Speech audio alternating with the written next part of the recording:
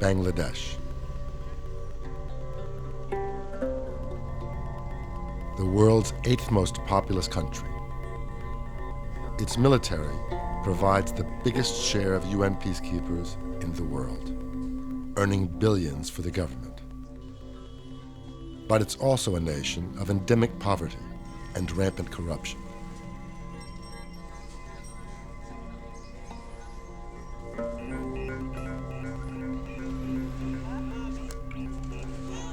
A country born of a bloody war.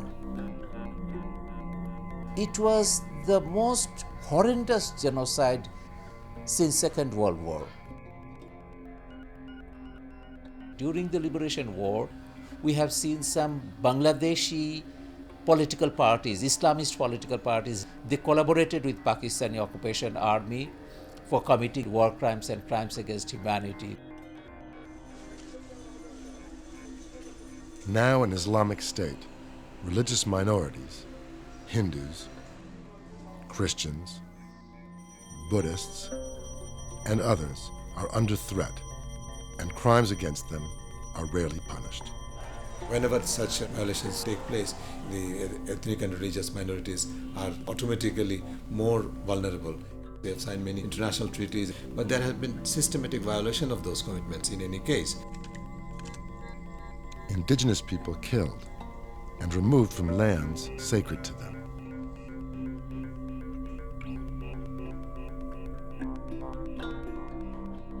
Jerusalem jamon Jerusalem muy biches gonanga sakma gunoro sakma community no rangamati gonalade tarar. Yet despite human rights violations, the country still receives European and international aid.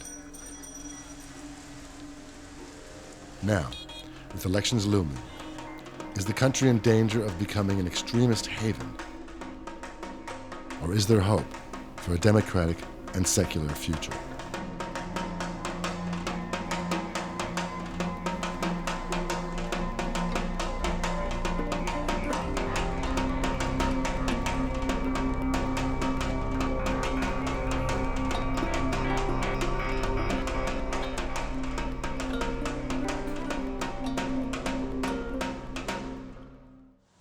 Satkira, a stronghold of the most powerful extremist party of the country, Jamaat-e-Islami.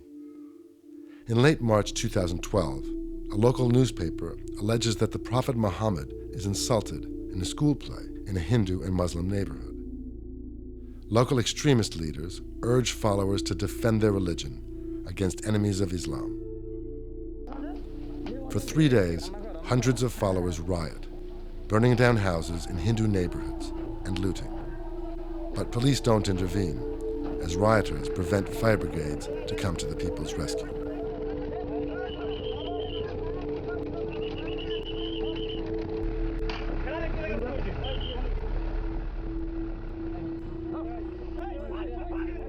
তো সব ধরো জমির দলিল পত্র থেকে আরম্ভ করে কাপড় চোপড় লেপ খাতা বালিশ ফাত ফার্নিচার কাঠের সামগ্রী যা কিছু সংসার ভিত্তিক বসবাস করার লাগে তো সব কম বেশি ছিল সব পুড়ে ধরে ভস্মীভূত হয়ে গেছে এখন ছাই ছাড়া আর কিছু নেই আর ওই কাঁচা ঘরের দেয়ালগুলো আছে এই ভয় আগামীতে আরও ভয় আছে কি আছে জানি কি কপালে কি আছে জানি না আর এই ভয় যাতে না করি থাকতে যাতে ভালো সুন্দর থাকতে পারি বা কিভাবে থাকতে পারবো এই আশা ভরসা নেই পর্যন্ত আসা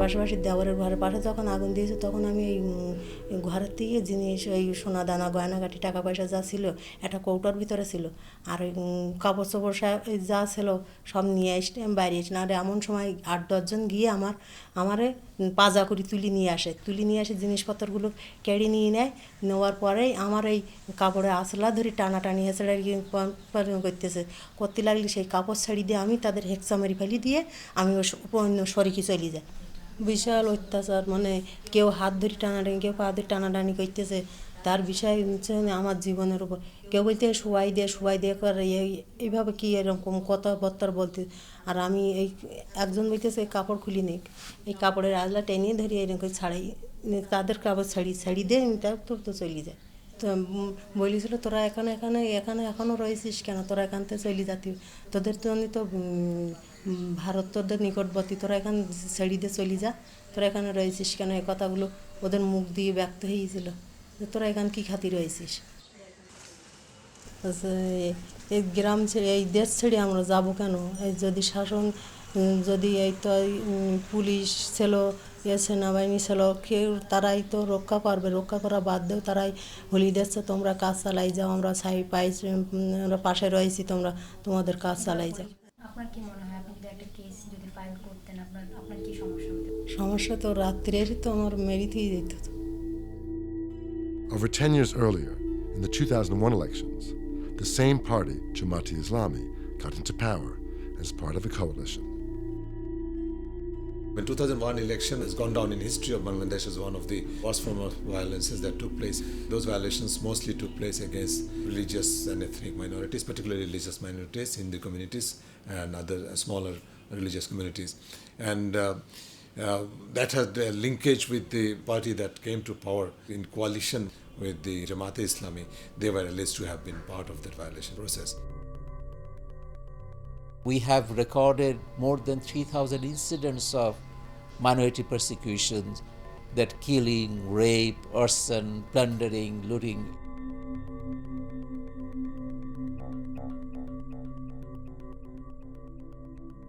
Hundreds of people who were forced to leave Bangladesh, particularly the members of the Hindu community. I went to India and I shoot their testimonies, and while coming back to Bangladesh I was arrested in the airport. They filed a case against me, charged me for treason. After international pressure, Sharir Kabir was released. During the years when the extremists were sharing power, corruption thrived. Bangladesh was ranked on top of the list of the countries where corruption is perceived to be highest by Transparency International indicator called Corruption Perception Index from 2001 to 2005. In successive years, subsequently, the situation has improved. The score has gone up a little bit now. But nationally, everybody recognizes that corruption remains a major challenge. In 2010, we conducted a survey on a national household survey on corruption based on experiences of the people. 84% of the people had been victims of corruption in one way or other, which is a huge indicator of how corruption is deep and wide. We can be involved in corruption either in high positions or low positions, but you can get away from being brought to justice. So it's promoting a culture of impunity, which is a potential threat not only for the economy, but also for our progress towards democracy.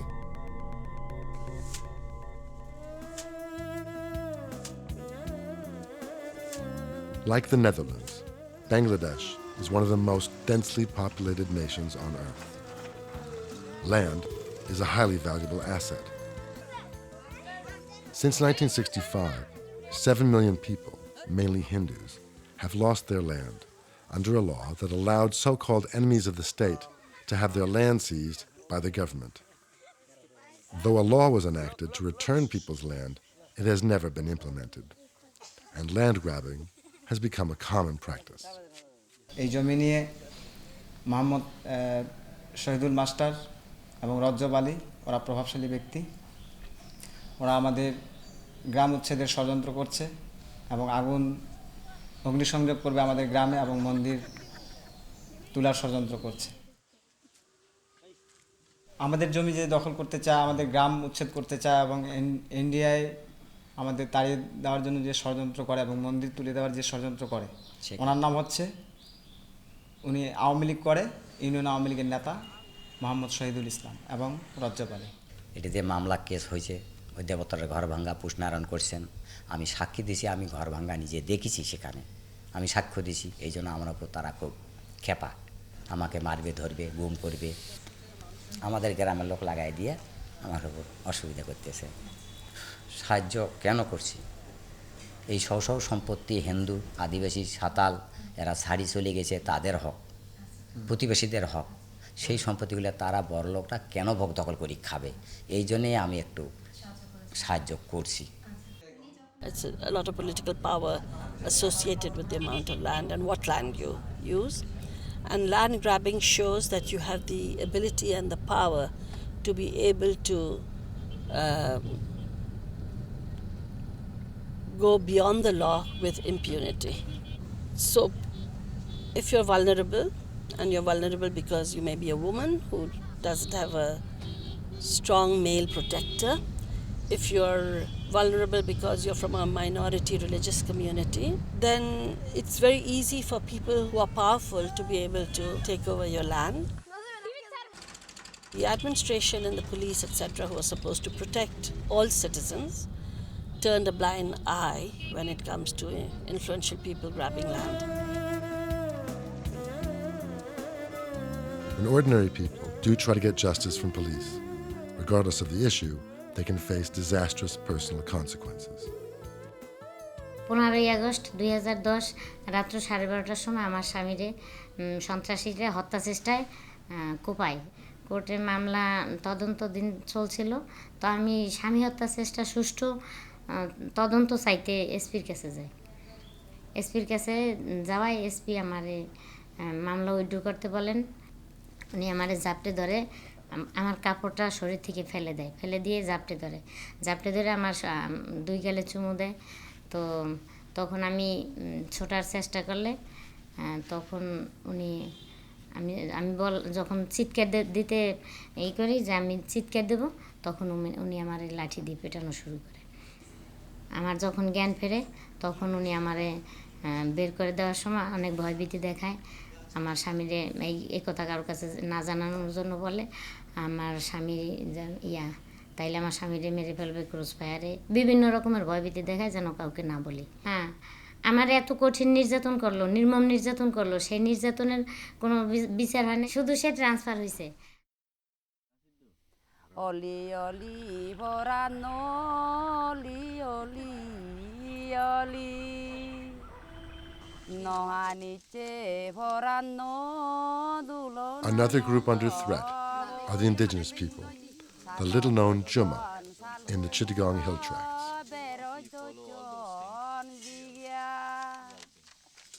নহানিচে ভরানো বানরে বাদন সিংয়া ওই নোয়ারি মার।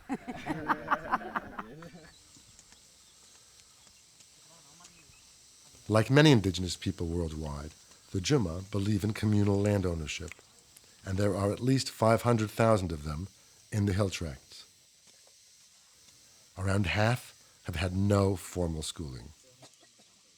আমার চাকমা জাতো উজ্জ্বল থাক, উন্নতি করি থাক, লাভবান অদং।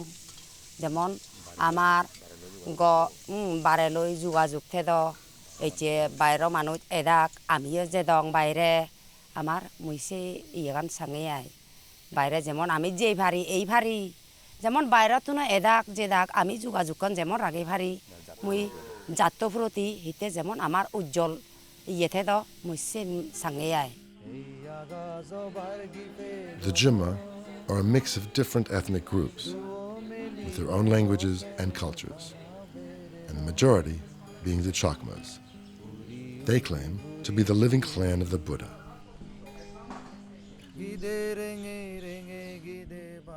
Chittagong Hill Tracts or Sangmangun Hope মানে অবস্থা করুণভাবে করুণ, মানে মানসিকভাবে শারীরিকভাবে হিয়দি হুপ দর থরথর করি আন তারা সিধু এই তারা হুপ মানে অবস্থা করুণ, অবস্থা is dangerous, situation is dangerous.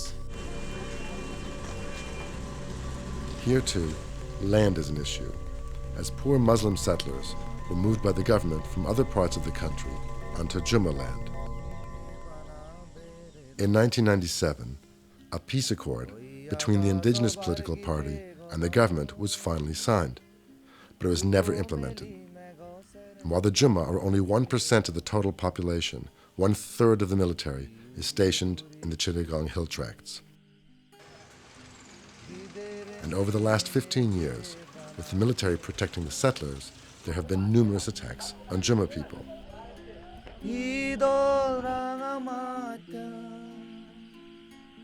idol jung hazalo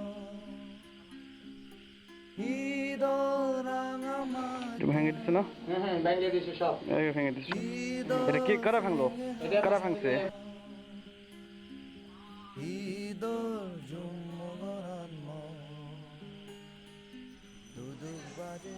The Juma people started their own foundation. They are based in a small office in the capital, Dhaka. খাবিং ফাউন্ডেশন মূলত 2000 আমি প্রতিষ্ঠা করছি।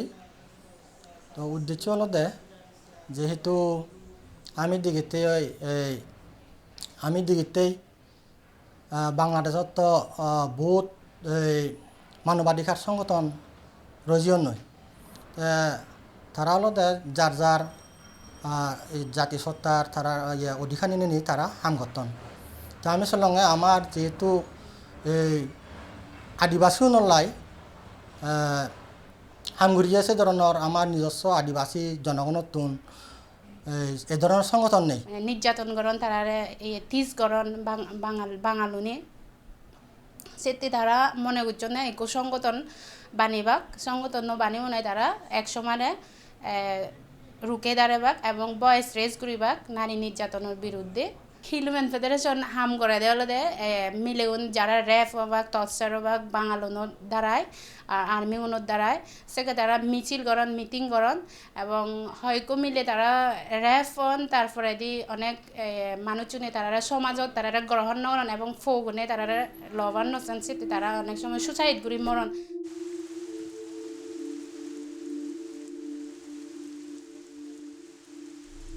Iftikhar Zaman is also on the Chittagong Hill Tracts Commission to monitor the implementation of the peace accord. There are allegations of violation of human rights by the military itself, but the military is quite strongly still present there. One should look at it also from the point of view of the Bangladesh's armed forces playing a very significant role in the global peacekeeping efforts. Bangladesh has become the largest contributor globally. The soldiers and the officers who take part in the peacekeeping forces, they are paid by the United Nations, which is much larger package. And also as a part of that, the government also gets a certain revenue, which is also contributing to the economy. Recently, the UN has been urged to forbid security forces who violate indigenous people's rights from joining peacekeeping operations. As a reaction to that, this theory came up from some quarters within the government that if you say that there are no indigenous communities in Bangladesh, then you can sell the idea that the Bangladesh military is not violating the human rights of the indigenous communities. If there is no indigenous communities, how can it violate the rights of the indigenous communities?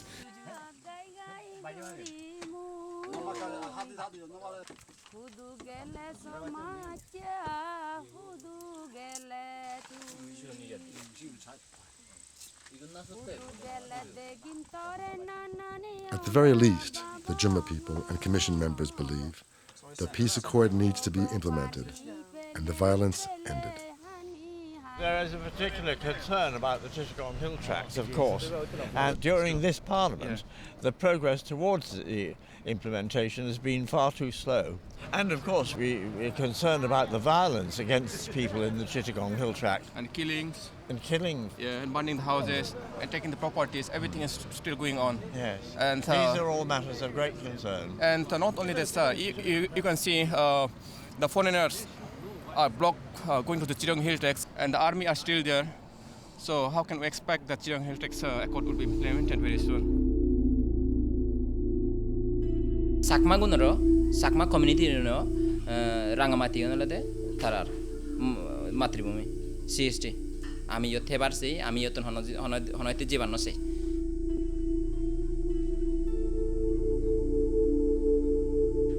As with other minorities, the attacks on the Juma are rarely if ever prosecuted, in line with what is said to be the country's culture of impunity.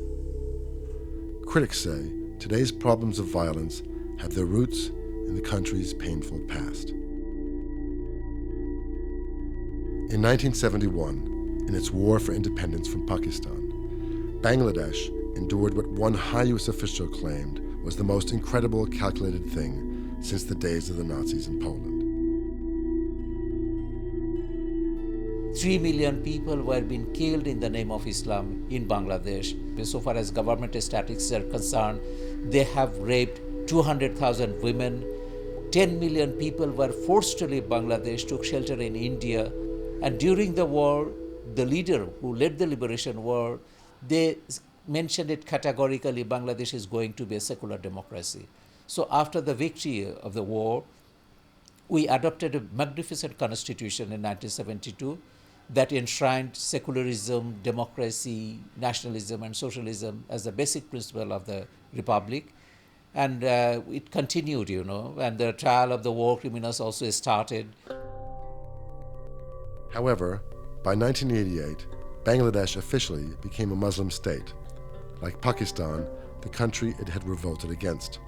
The war crime trials were cancelled. Sharia Kabir and others have since tried to bring the perpetrators to justice. The Islamist political parties, they collaborated with Pakistani occupation army for committing genocide, war crimes, and crimes against humanity. But still, these Islamists, they have influence, huge influence over the society by administration, civil administration, in the military. And when they were in power, particularly from 2001 to 2006, it was Jamaat-e-Islami sharing power with BNP. At that time, we have seen alarming rise of Islamic militancy in Bangladesh. At that time, 125 Islamic militant organizations flourished like mushroom. And those Islamic militants, they have spread their network in the regional countries, as well as they have their link in Europe and North America also. One step forward, many say, is to hold accountable those guilty of atrocities during the War of Independence. This will be a very good, very strong signal that no crime can go unpunished.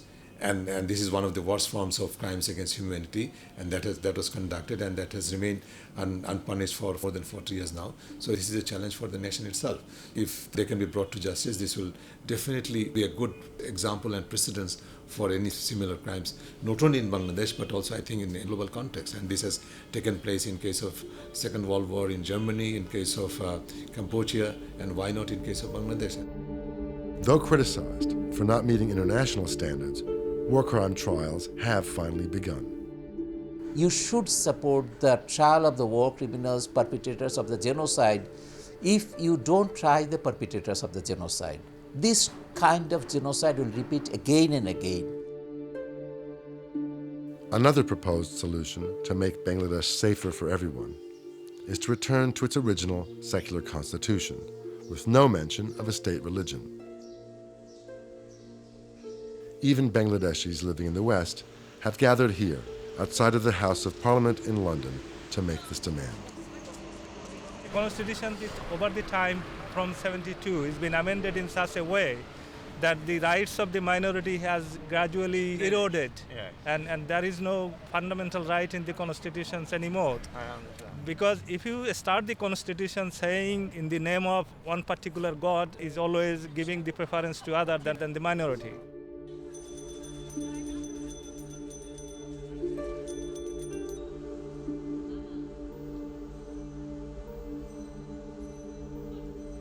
By my name, you can see that it's a Muslim name. I was born in a Muslim family.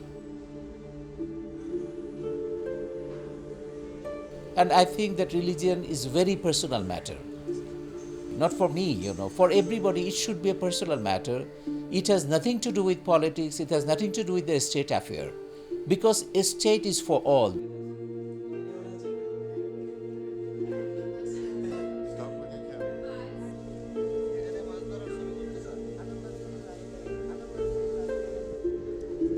Obviously, the return to secular constitution is definitely an answer, but that may not be the full answer, because we have many constitutional commitments, we have many international commitments, we have signed many international treaties, but there has been systematic violation of those commitments in any case. On the one hand, it's important to have those commitments restored in the constitution, the restoration of the secular constitution, but also be able to have the political commitment and the top leaderships to enforce those commitments without fear and favor to anybody, to prevent the culture of impunity and to enforce the law, enforce the constitutional commitments. there are many policies, there are many programs that are supposed to support and favor those who are marginalized. And if you go singly and individually, you're not going to be listened to and you're not going to be heard. But if you're aware of your rights and if people around you are aware of the rights and you are an organized force, collectively, you can make a noise.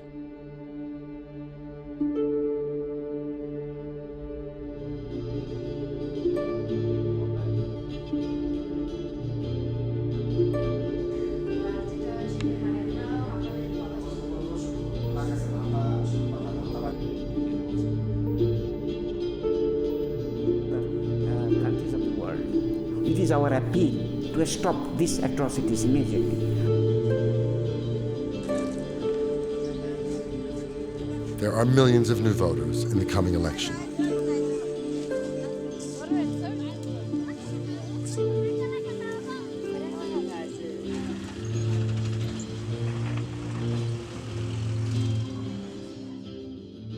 Sharir Kabir's son is part of this new generation.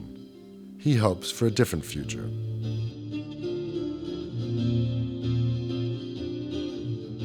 I'm going to vote for the first time in the next election. So I know secularism and difference between secularism and fundamentalism, and so I should vote for secular democratic parties.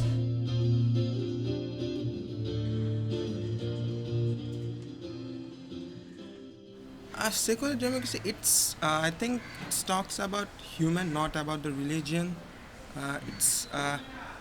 They treat people as humans, not as Muslim or Hindus or Buddhists. The struggle between the ruling party and the opposition is growing. What happens if any government gets into coalition with the extremist parties? And should the international community be concerned? If they succeed to assume power, grab power by any means, so Bangladesh will become another Pakistan. Bangladesh will become another disastrous country.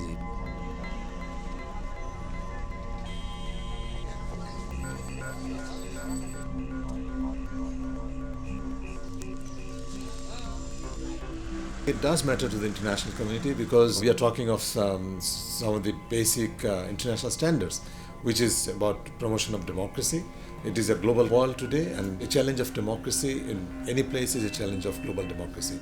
A challenge against human rights violation in any place in the earth is a challenge for the international community. Whether it is an issue of basic rights and entitlements of the people of Chittagong Hill Tribes and indigenous communities there, or a violation of basic human rights in anybody, anywhere in Bangladesh, from economic, financial, political and diplomatic consideration. I think it is important that problems faced by Bangladesh are also problems faced by the international community.